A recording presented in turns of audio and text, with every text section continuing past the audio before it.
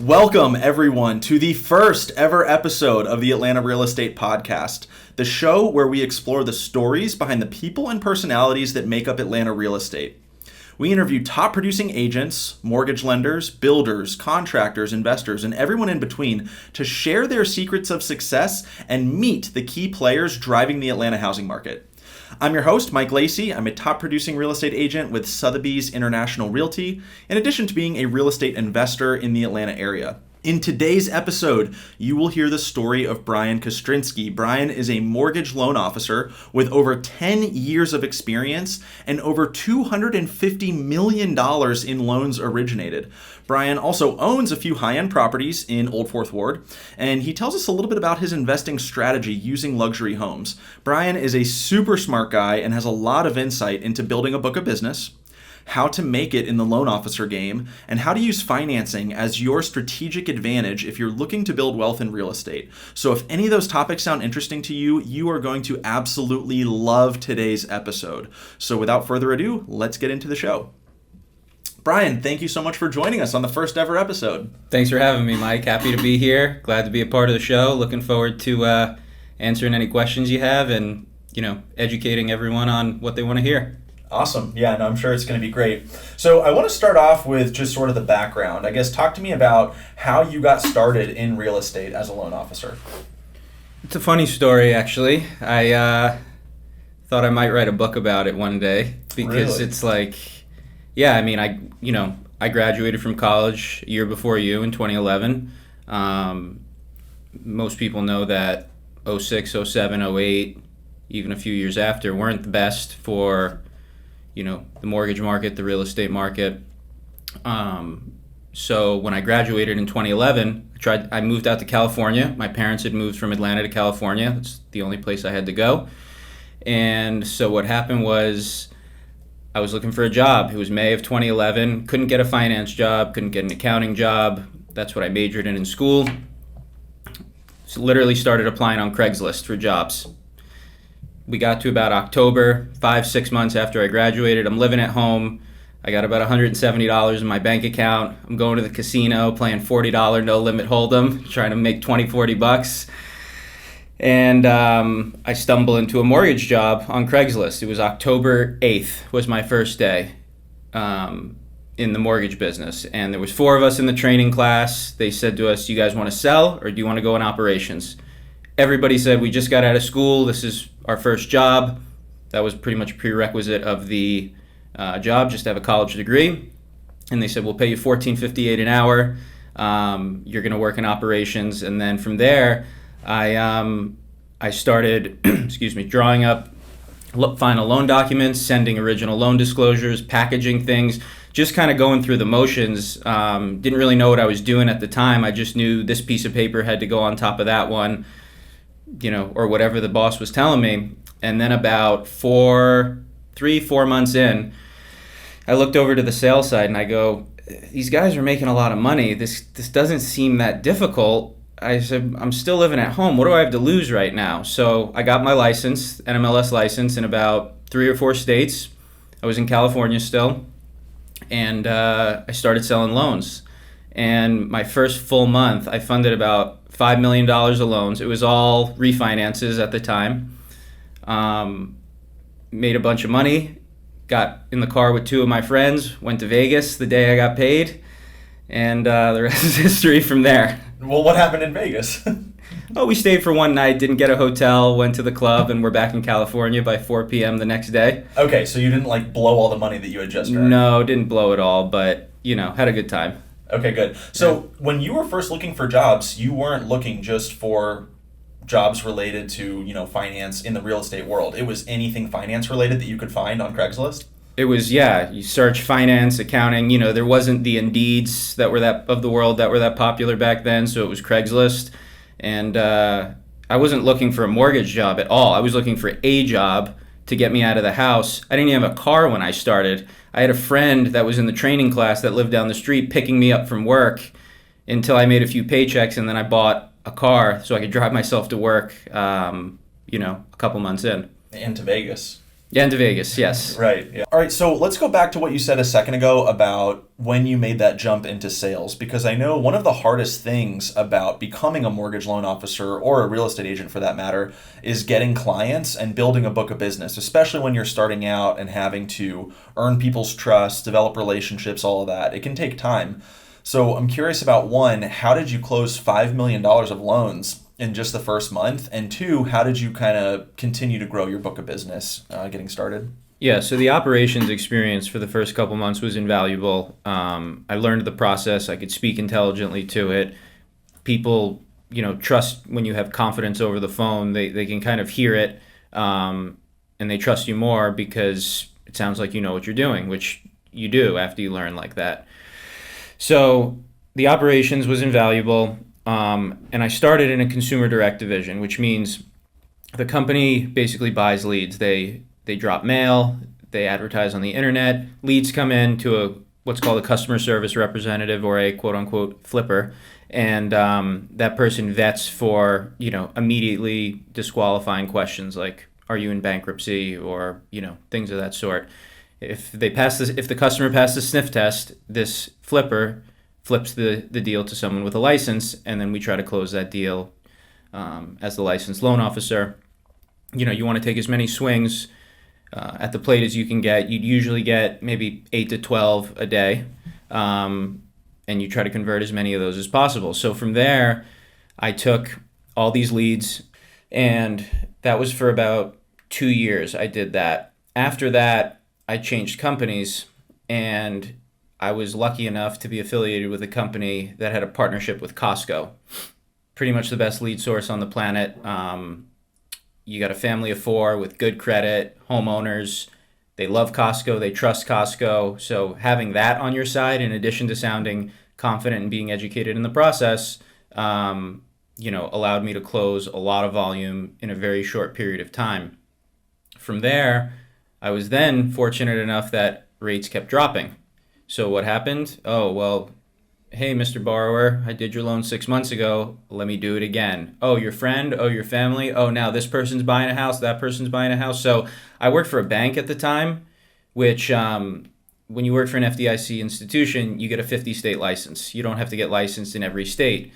The first 2 years, I had to get a license in every state. So I kind of built this mini network all over the country. I think I've done a loan in like 48 states, maybe all but Kansas and Nebraska at this point. And, that just helped me cultivate the business that I have today. I think that's really good. I want to point out a couple things. For anyone that's like starting off as a real estate agent or mortgage loan officer and trying to build a book of business, I think there's 2 really important things you said there. Number one is you have to have some knowledge. Obviously, when you're starting out, you're not going to know it all. You haven't had the chance to just build the experience to learn some things. That being said, come in with a little bit of knowledge. Like I know for me, I had listened to a lot of podcasts and consumed a lot of material around real estate investing. So even starting out as an agent, I was able to speak somewhat intelligently about some aspects of real estate, and that was enough to get going. And it sounds like you did a really good job of that too. So for anyone else that's starting out, you got to do some research, right? You got to build somewhat of a knowledge base, and then experience will fill in the rest. And then I think the second thing too is earning referrals, right? This business, for both of us, is still largely driven by referrals and word of mouth. And so if you do a good job for people, if you just try your best, if you put in the hours, you put in the time, and you care about people, you're going to build more business over time. Yeah, I mean, the small deals lead to the big deals. You never know who's going to lead to who and what's going to come of what deal. It's not just about the transaction, it's about the relationship. And, like you said, you can learn and learn. Ultimately, experience is the best, way to learn, because you make mistakes, you learn from them. Hopefully they don't hurt you too much. And if you're, somewhat intelligent about it, you don't make the same mistake twice, or you know what to look out for the next time. And I think that's really important is, you always have to put in 100%, because it's like I said, not just about the transaction, it's about the relationship and the longevity of your career and what that transaction can lead to, for you in the future. And that's how you build business. Absolutely. Yeah. I mean, referrals and repeat business are so important, and relationships are what ultimately matter there. That's so good. I want to circle back to when you said that, you were in the processing department and you saw what these loan officers were making. First of all, what were they making at the time, if you remember, that kind of attracted you to that? And then, like, what's the most that a mortgage loan officer can realistically make in a year? So they were probably making $15,000-$20,000 a month, which is pretty good for a call center or a consumer direct loan officer. I would say, I mean, I lived up in New England for a while, Massachusetts and Connecticut. Like, probably 3 of the top 10 loan officers are all in Eastern Massachusetts. It's a very cutthroat, high octane, competitive market. And the number 1 guy lives there. And the best year, we can talk about worst and best and average, but the best, I mean, this guy's the size of a medium-sized mortgage company. He's got about 40 to 50 people, I think at least, working for him. He did $2 billion by himself. He probably made in a year or in a year. Wow. I mean, he's the size of a mortgage company. He makes $15-20 million a year. COVID made rates really low for a while there, and people capitalized on that. But I mean, yeah. So as high as 15 or 20 million a year. If you're still a strong loan officer, I would say you're making $500,000, $1 million plus, a year if you have a dialed in, strong book of business. And what percentage of loan officers would you say, just get, your best guess, are making around that amount of money? Less than 1%. But what you have to realize is that's thousands of people, because there's thousands of loan officers. We lost about 5 to 10% over the course of the last year because of the state of the industry right now.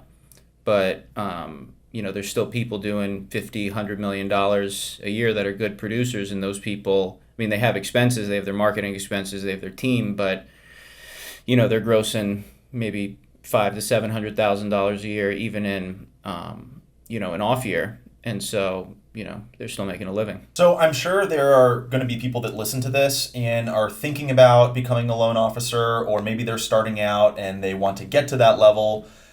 If you had to imagine starting over today, what do you think you would do starting out to try to get to that level or be on a path where you can make that type of income? Well, now I would try to jumpstart my social media right away. In 2011, 2012, when I started, Instagram may have just been coming out. Twitter wasn't a thing. TikTok didn't exist. I would get, as much of a presence as humanly possible and market myself. Make sure you save, and this isn't for the weak-hearted, make sure you're prepared to and understand the fact that this isn't, a job where you get the same paycheck every 2 weeks. This is more entrepreneurial.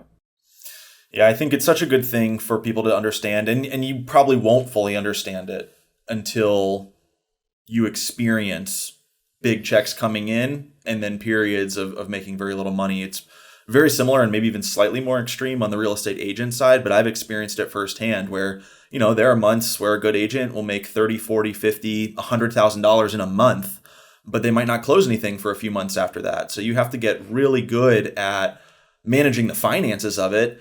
And you also have an evolution of understanding and being able to deal with the challenges of the emotions and the psychology of it too, because your mindset, I mean, it's a roller coaster, right? Like there are some days, weeks where you're on top of the world and everything's amazing and you feel like, all right, I'm going to retire early and, head off to the beach.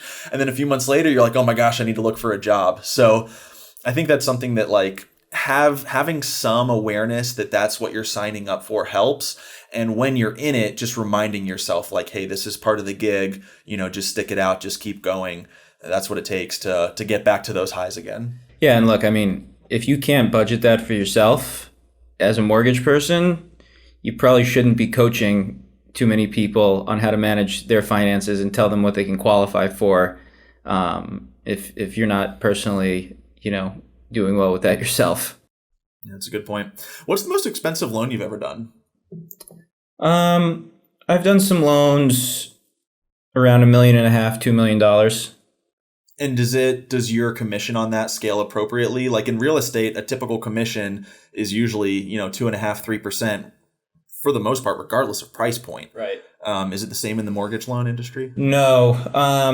I would say it's a little bit different, and it's almost like if you were to get $100 million listing, you probably wouldn't make 2.5 or 3 on it. The seller would be an intelligent person that would say, if you make $1 million on this, you should be happy. Take a point, take 1.5 points. As loan officers, you get paid an equal commission, on every loan you do up to a certain amount. So usually, for most people, I would say the highest caps I've seen in the business are anywhere between 8 and 12,000. So you may cap out, somewhere between 1 and 1.5 million. Anything over that, you'd make, whatever your cap is. That makes sense. What's your craziest client story? Oh, I have so many. Craziest in terms of everything that went wrong could go wrong, or the borrower themselves was a lunatic, or what are we talking crazy? Whatever comes up for you. Just something. I know for me, getting into the real estate agent business, I've had a couple experiences where I'm like, wow, I didn't know that type of human existed in the world. Not like no judgment necessarily. It was just a bit of a shock. I think sometimes we don't realize that we live in bubbles, whether that's, we're around certain coworkers or certain friends or family that have similar personality traits. I feel like one of the interesting things about this industry is you meet all different kinds of people from all kind of walks of life. So maybe, I don't know, something that just was eye-opening for you or stood out to you as a wild ride. I have so many. I mean, there's 2 or 3 that come to mind. One was my very first month. I had a loan unfunded. We closed the loan and then sent the wire to unfund the loan back to it's called a warehouse line, or the bank that you get it from.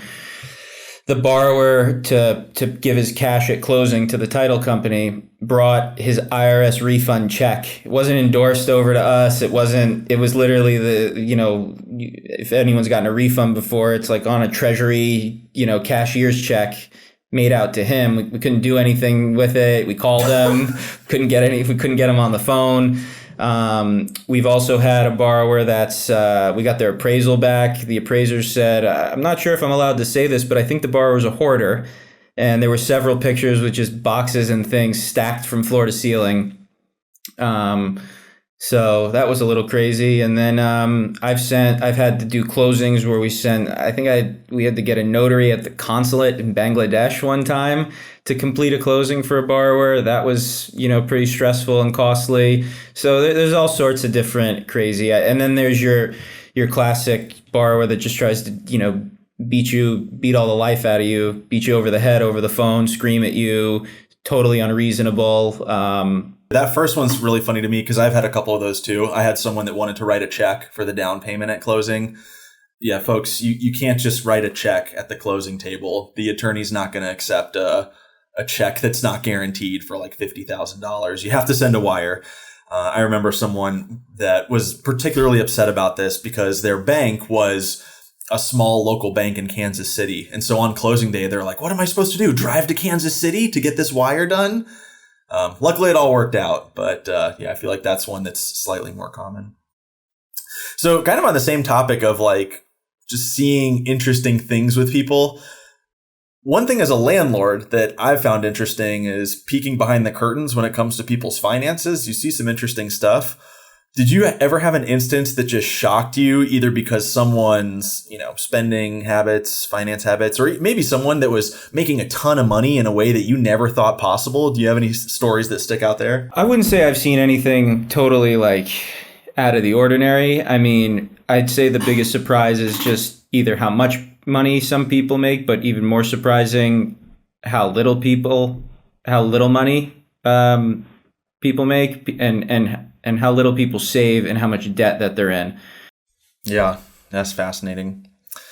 So I want to switch and talk about the real estate that you own, because you do have some high-end properties in Old Fourth Ward. They're really nice, and it's been interesting to kind of work with you and help you and see you start to build out this portfolio.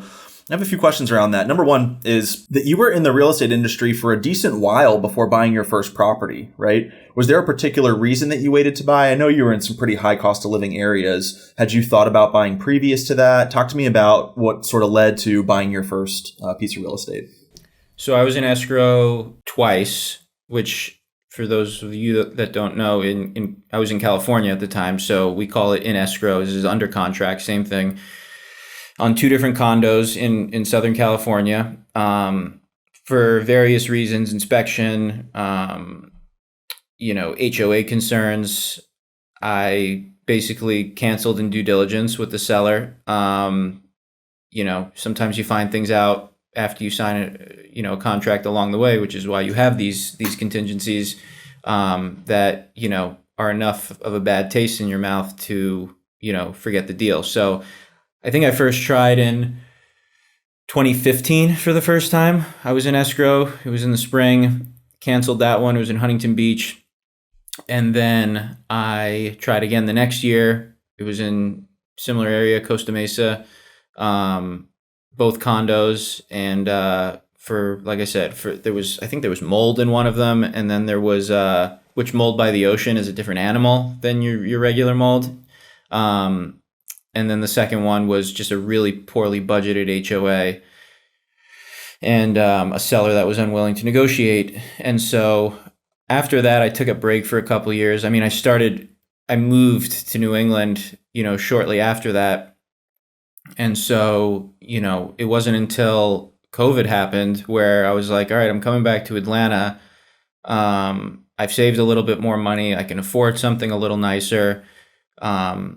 And then as you remember it, we probably looked at 12 different places or so. And it wasn't until we were walking down the street after the last place that we turned our head and said, wait, what about these? And that was the one I ultimately, bought first. We went under agreement in June of 2020. Yeah, if you're a real estate agent listening to this, show that extra house, because we were literally walking around looking at a few properties that we had planned to tour. And it was like 7:50 at night. Lockboxes typically shut off at 8 p.m. And I remember calling the sales agent on these new construction homes and being like, hey, can we slip into the model? And she let us in through a remote access. We got inside. The model looked amazing. And I think within a week we had written a contract on a brand new place for you. So always show that one extra house. You never know. It could be the perfect one. When you bought that first home, one thing that I found fascinating is that you used an adjustable rate mortgage. Now, these have such a bad reputation after the 07-08 housing crisis, and none of my other clients have ever used one. And yet you, a loan officer, a very successful loan officer, decided to do that. I thought that was so interesting and it was so contrarian. And I wondered, is there something that people are missing here? So talk to me about that decision. Yeah, so just to add a little something to the last question too, what also increased affordability was how low rates are, similar to what you're kind of talking about right now. And when you borrow in the what's called jumbo market, which is typically correlating to a higher priced or higher purchase price market, the banks, a lot of them want to create banking relationships with you, and they're connected to the mortgage arm of the company as well. And they offer very favorable rates on the adjustable rate mortgages. Now, the issue with what you're talking about in terms of the kind of the perception people have of these adjustable rate mortgages is linked to the fact that there's just a bad perception. There's a misunderstanding of what happened in 07, 08, 09, and what an adjustable rate is today. The misconception is that during that period of time, 16 years ago, the adjustable rate mortgages were what's called option arms, which is like a pick a payment mortgage. The bank would say, well, first of all, they were qualifying you differently. So there was a whole different underwriting process to getting one of these loans. It was mostly stated, which is an insane thought in today's. What does that mean? Stated is you call someone and they tell you they make $10,000 a month, and if you and there was what's called the NINAs and the CISAs, no income, no asset, stated income, stated asset. So, and the NINAs would literally just call up and they're like, yeah, I want to buy $1 million home. Yeah, I make $10K a month. Yeah, and the lender's like, okay. Yeah, more or less. I mean, you can see why we got into some trouble. I mean, that's a whole other conversation, but that was a piece of it, of the trouble. So with those loans, though, were, like I said, option arms. You could take a 30-year loan. You could make a payment every month that was a 30-year payment, a 15-year payment, an interest-only payment, or a what's called negative amortization payment, which is you're paying less than what just the interest is. So if your interest is $1,000 a month and you're paying $800, your loan balance then the next month is $200 higher because you didn't even pay all the interest. So these option arms put a lot of people in trouble. If the average person that got it had good discipline, maybe they were self-employed, they had cyclical income, maybe like a realtor, gets a $50,000 check, takes 10 of it, pays down their mortgage balance, and then pays interest only for the next 6 months until they get another check. That's who that loan is for. But when you have, your average person that was, first of all, lying about what they were making in the first place and just deciding they didn't want to pay as much because there's this rapidly rising real estate market and, they don't really care what they do on their loan. Well, what happened is, values tanked. Nobody was buying real estate for a little while there. People's loan balances went up and people defaulted on their mortgages, and they blamed the product that they were using to pay the mortgage as the cause for that issue. In today's world, adjustable rate loans kind of work like this. You have a fixed period at the beginning, typically 5, 7, or 10 years, where that loan is fixed. So I'm not even halfway into, I took a 7-year adjustable rate on that. I'm not even halfway into the 7 years. I'm coming up on it, but I'm not even there yet. So my loan is still at the same rate it's been since day one.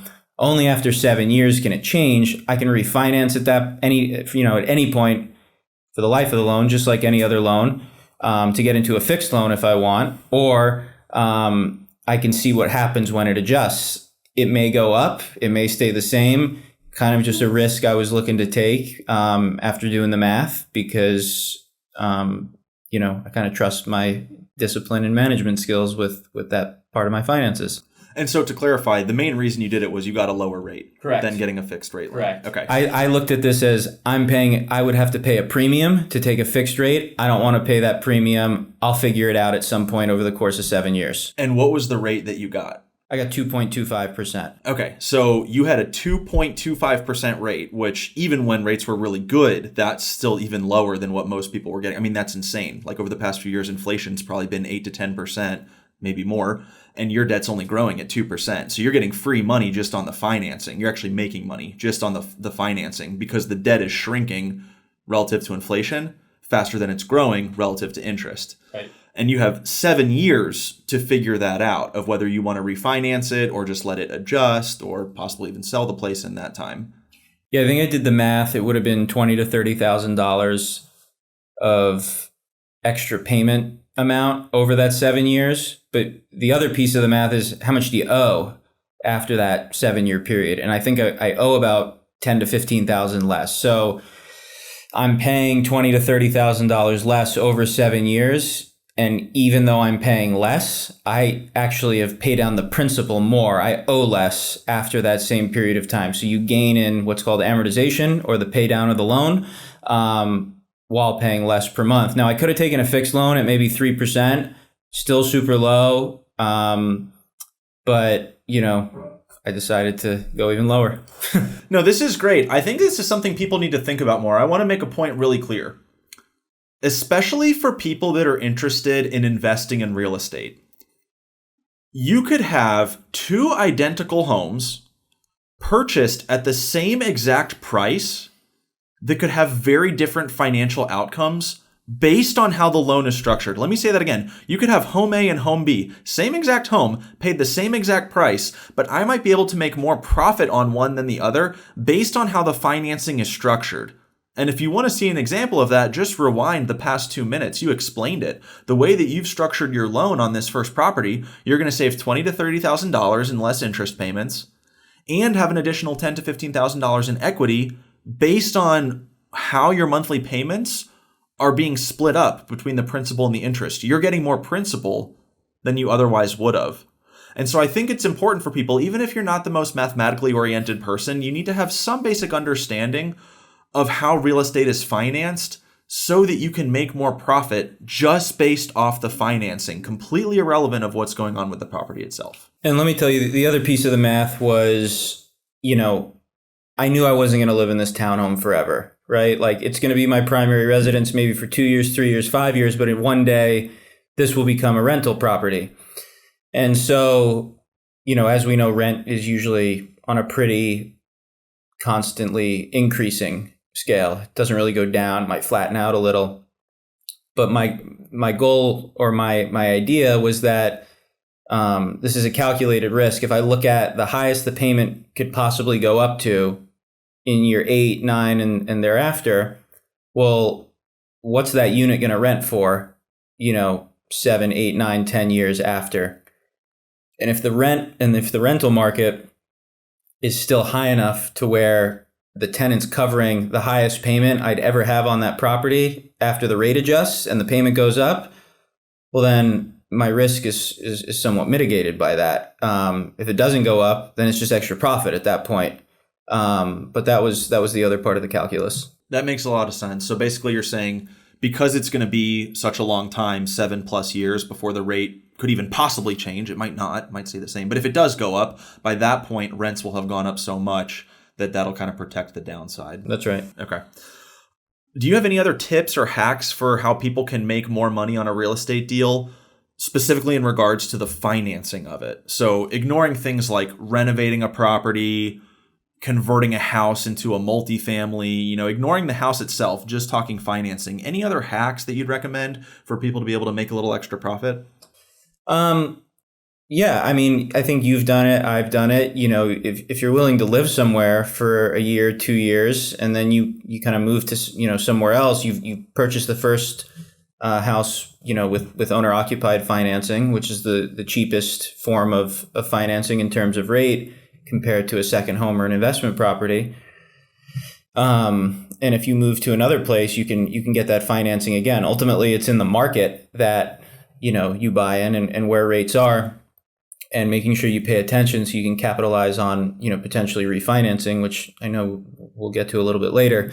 But I mean, that's really it. There's no tricks. I mean, we could talk about, paying points for a lower rate. I mean, there's a lot that goes into that question, just what type of property are you looking for? How long are you going to hold it, for? But by and large, the general answer is if you live in the property, you'll get the best rate on it. You have to occupy it within 60 days of buying it if you're going to, live in it and with owner occupied financing.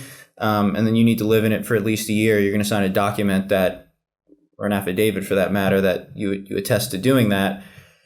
But after that, you can kind of house hack. And just a small note on that. I mean, you can't really, one thing that's somewhat discouraged is you can't really, and I know this kind of goes against house hacking, but you can't really, buy a house in suburbia and then, move into the projects into a 4-unit property. It's kind of like, why at that point? If it's a gray area. If the sole reason for the move is to get owner occupied financing, underwriting is going to discourage, that type of transaction.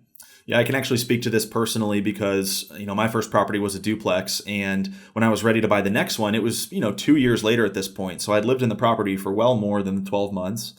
But I wanted to buy one down the street. Literally on the same street that I lived, another duplex went up for sale. I loved the deal and I said, I want to buy it. I came to you and said, hey, what can I do here? And you told me the truth of the matter, which is that I couldn't. It wasn't going to pass underwriting. They were going to say, look, we have no guarantee that you're going to move 3 houses down. A lot of people would commit mortgage fraud in that instance and never actually move in. I actually would have and was planning to, but there was no way for them to really know. And just the way the rules are written, I could not buy that property. I had to buy something that made more sense for why we were moving. It was also that it was a multi-unit to another multi-unit. Multi-units have a magnifying glass on them in terms of the investment aspect versus the residential aspect. So to move from one street from a multi to a multi, it's kind of like, what reason could you possibly have for doing that? It's not for work. It might be like 15 seconds closer to work.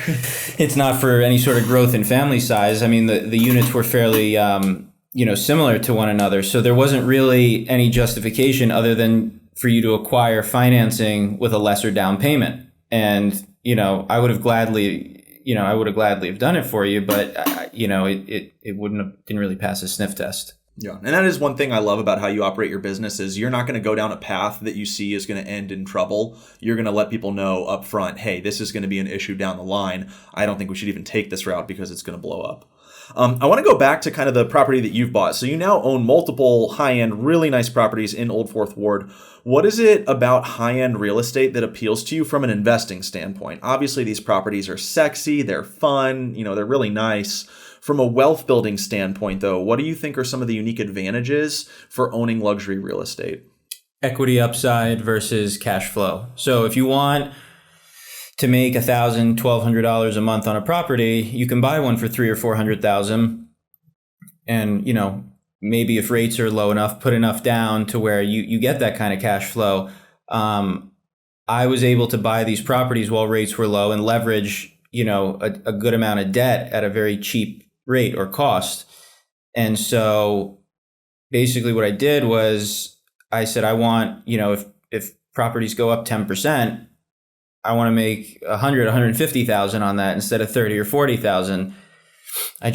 That was, more of the goal was to look at, I felt from a wealth building standpoint, I'm going to make a lot more money. I mean, if you make $1,200 a month, maybe that's $14,000 a year, but maybe that's on an older property. You're going to have to put some of that back into the property. Maybe you're making $8,000 to $10,000 of real money on that property. It's more people to deal with. It's potentially tougher people to deal with.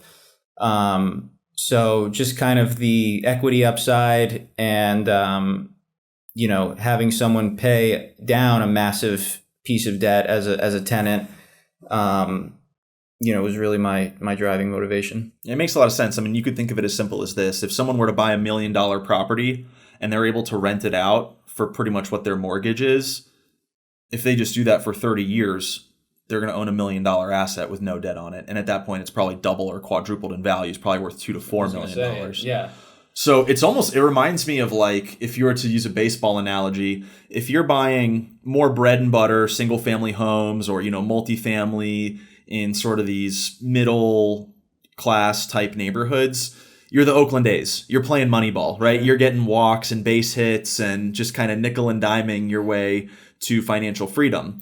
Your strategy is more the New York Yankees, right? It's high dollar, it's big players, it's hitting homers, it's swinging for the fences, and trying to get a huge payday when you go to sell by having built a good amount of equity, by buying in-demand real estate in great areas where you're paying off huge chunks of debt. Again, the monthly cash flow is not necessarily there, but like you said, instead of making $1,000 a month, you might make $300,000 over the course of a few years in one go. Is that fair? Yeah. Now, and there's nothing wrong with playing Moneyball either. I don't want to say that my route's the only route, or a lot of people prefer to play Moneyball. Billy Beane was a great manager. Yeah, absolutely. And so I was lucky enough to be able to qualify because the business I worked in, the mortgage business, was very good, and I was able to qualify to take out, a decent chunk of debt. And so I wanted to capitalize on that while I could qualify for that and do so. And so, that's what I did. And, I don't really look back on it. I think about sometimes, I could sell my townhome, buy, maybe $300,000 places. Do I want to do that? Maybe. I think the location of these places is prime. I still think there's plenty of equity upside, and if that changes, I might, cash out and reinvest. But for the time being, I have a good tenant in there, and I think I cash flow almost $1,000 a month, which is tough on a higher end property. But for the time being, I think that, I'm going to stay with this strategy. I'd like to get another one if I could, but I'm picking my spots and taking my time. Yeah. Tell me more about, what is your investing strategy going forward? Obviously, we have investment conversations. We both own rental properties and we're in the industry. So we have these conversations a lot. For now, do you think you're going to continue to focus on high-end properties and just sort of collect these very attractive, high-demand, high-end properties in great areas? Or do you think you might diversify with other investing strategies, whether that's multifamily or, beach house, cabin house? I mean, anything under the sun. I go back and forth. I really like the tenant I have. I would maybe like to mix something with a little bit of cash flow in, because I have a pretty big housing expense myself on my primary residence. But at the same time, if I can qualify to take out big loads of debt again, I'd probably keep with my equity play, with my equity upside play, and try to, continue building through that. The whole market swings 10%. I could make $300,000 of equity in a year. And so, and then I could, cash in and retire pretty quick. But long term, I guess we'll see. If after 7 years, let's say I could refinance the loan I have, and I could actually create the cash flow myself, because rents will keep going up and my mortgage payment could go down because my debt will be lower. Spread it back out over 30 years and kind of, there's a tax side of this too, that where you can, reduce your taxable income while actually making some money. So kind of want to play within the rules of the game that we have here. And so I don't know, it's to be seen. Yeah, I feel like you always have to be ready to pivot too. Real estate does change. Right. What's working today might not work tomorrow. I think of Airbnb right now. Like the past few years, people have been crazy about Airbnb. But if you talk to Airbnb owners over the past month or two, it's been rough. They're struggling to get bookings. I heard something that like half the Airbnbs in Scottsdale were vacant for the Super Bowl. Like you could say it's saturated right now. I think 70% of Airbnb listings have come on the market in the last 2 years. So there's been a massive influx of supply. And I think some of those people are having to rethink their strategy. What have you found to be some of the main differences in owning luxury real estate versus a more traditional rental property? I think the type of tenant is something you mentioned, and one could obviously imagine how it's just a different type of person that's paying $1,500 a month versus $5,000 a month. Any other differences that you've noticed? Well, because it's a more expensive market, it's a tougher market. It takes longer to find the tenant. I feel, in Atlanta, there's kind of a sweet spot where if you own a property, maybe it's $400,000 to $500,000 and it rents for, I don't know, $2,800 to $3,500. You have a massive pool of tenants where you could list that thing and have someone within a week. And if that doesn't work out, you could have someone 3 days later.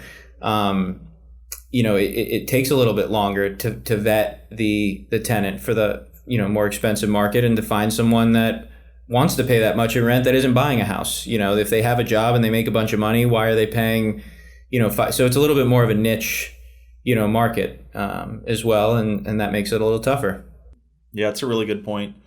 Really, it's just a different world. I don't know. I think it does there's a learning curve, right? I know one thing we found too is that I think a lot of tenants in that pool would prefer a furnished rental. Because again, to your point, if you think about the person that's not buying a house, they might have a house in another state. They might only be here for certain weeks out of the month. They might be here temporarily to see what areas they like before buying something. But there's a good chance they won't want to bring all their furniture with them, especially for a bigger house. So I know one thing we kind of learned is, possibly furnishing the place and offering it as a rental that way, and maybe charging a little bit more, is something that you can do in that niche. Yeah, it gets complicated. I mean, one thing that I kind of would have put a little more thought into if I had a second go at it with the townhome is there's an HOA. The HOA doesn't allow for short-term rentals, so that makes it a little bit harder, to kind of do this strategy where I make the property more versatile by furnishing it, allowing for 3 months, 6 months, 2 months, whatever, getting it cleaned, every so often. And I could probably make more money that way. I could probably do it under the radar if I really wanted to, but I don't know. When the moving trucks show up that frequently, someone might say something. Yeah. Awesome. Well, I think it's a good time to start wrapping up. We do have a few more questions, but thank you so much for sharing all of this. You've obviously found a ton of success as a mortgage loan officer. You've been doing it so long and you've worked so hard. And it's really started to pay off. So I hope that story inspires people to know that that's possible and to know that you can do some amazing things in the industry. With that said, let's take it to the last segment of our show, the Final Four. The Final Four is 4 questions that we ask every guest on the show, obviously you being the first one. The first question is, what is your morning routine? Morning routine. So, we all read these self-help books, or we all read these, how do I become the most productive version of myself? So I get up, I jump in my cold plunge for 3 minutes, get my dopamine and my neurotransmitters rocking and rolling, get dressed, go out, walk my little dog, come back, feed him, and then go to the gym. And then I come back, and my body and brain are rolling, and I get on my computer, make some calls, answer some emails, and get rocking and rolling. Yeah, one of the cool things about, being an agent or a loan officer is you do kind of get to make your own schedule within reason. But that also is a responsibility too, right? Like you have to hold yourself accountable and be your own boss. And I think we've probably both gone through periods where we're less on top of it with our morning routine. But when you have a really good morning routine and you get that exercise in, it just really helps your day get started on such a higher level. Absolutely. Number 2, what is your biggest goal for this year? Biggest goal for this year, to make 5 to 10 more really good, relationships with, whether it's with realtors, with contractors, and builders. Builders are as much New York Yankees as you can get. I mean, you land a builder, you could land a development, become a preferred lender. But just continuing to build on the relationships I have to create more, and to continue to build my purchase business to make sure I have, a sustainable network as, in times where the market's not as cooperative as we want it to be. Love that. I love that. I think a lot of people know that the housing market's been a little bit tougher this year, so there are agents and lenders leaving the business. And I know for you and I, it's the opposite. It's time to double down, to build more relationships, and to let people know that we're not going anywhere. Number 3, what is your favorite thing to do in Atlanta?